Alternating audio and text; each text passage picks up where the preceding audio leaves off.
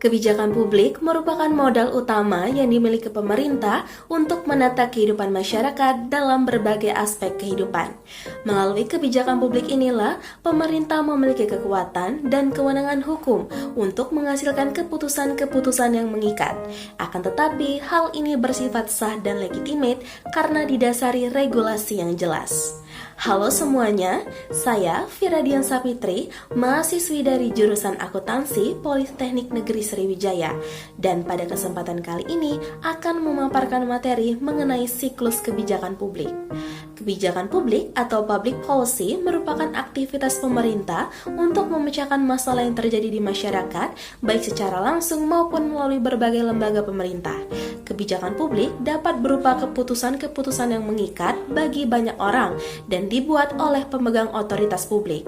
Sebagai keputusan yang mengikat publik, maka kebijakan publik haruslah dibuat oleh otoritas politik, yakni mereka yang menerima mandat dari publik untuk bertindak atas nama rakyat. Proses pembuatan kebijakan publik dilaksanakan melalui berbagai tahapan. Tahap pertama yaitu tahap penyusunan agenda atau agenda setting.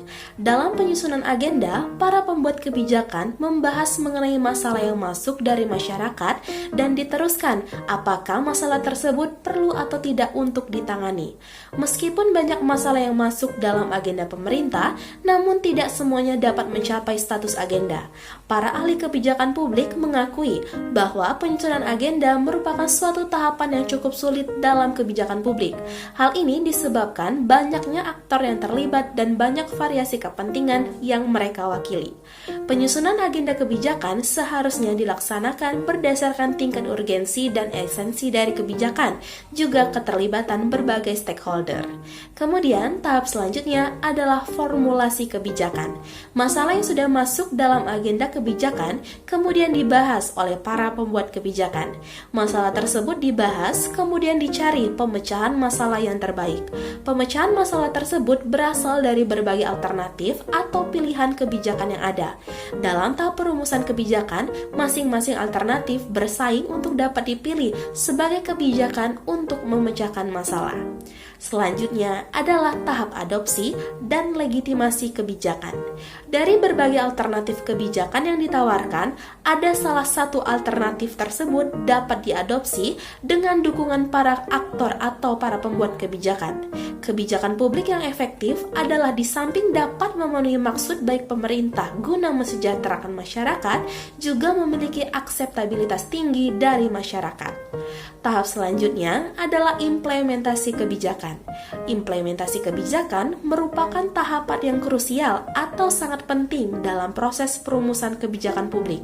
Suatu kebijakan atau program harus diimplementasikan agar mempunyai dampak dan tujuan yang diinginkan. Pada tahap ini, alternatif kebijakan yang telah ditetapkan akan dilaksanakan oleh unit-unit administratif dengan memobilisasi berbagai sumber daya. Implementasi kebijakan ini bisa memperoleh atau tidak memperoleh dukungan dari masyarakat. Untuk itu, diperlukan tahapan selanjutnya untuk melihat respon dan timbal balik dari masyarakat. Sehingga tahap terakhir dari siklus pembuat kebijakan publik adalah tahap evaluasi.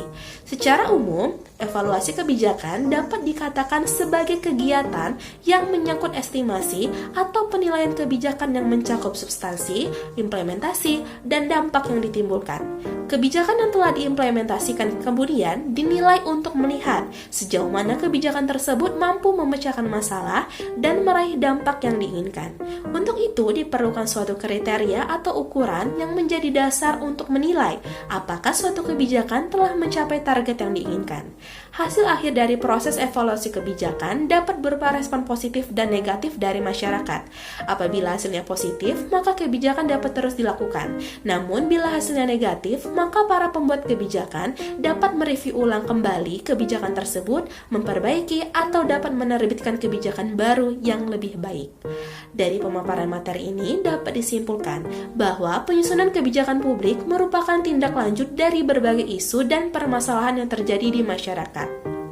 Karena kebijakan publik ini merupakan basis keunggulan bangsa, maka diharapkan para pembuat kebijakan publik mampu mengeluarkan kebijakan yang unggul dengan memenuhi 3 syarat utama, yaitu bersifat cerdas, bijaksana, dan dapat memberi harapan.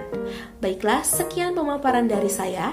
Terima kasih atas perhatiannya. Semoga video ini dapat memberikan manfaat. Sampai jumpa di lain kesempatan. Wassalamualaikum warahmatullahi wabarakatuh.